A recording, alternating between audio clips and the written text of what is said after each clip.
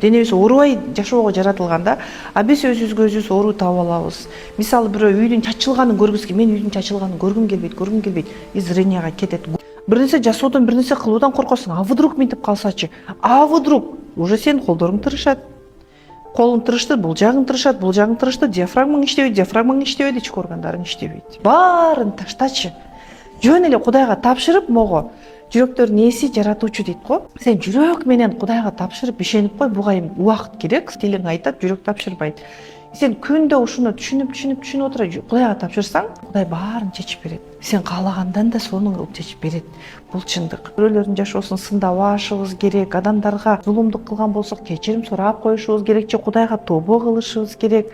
Мен туура эмес кылдым, Аллахым мени кечир, мен тобо кылам, мен өзүмө зулумдук кылдым дей салышыбыз керек, жалынып жалбарышыбыз керек Кудайга. Адамдардын жакшы тараптарын көрүшүбүз керек, кабыл албаганды кабыл алышыбыз керек. Ошентип денебизде жеңилдик боло берет, биз айыгабыз.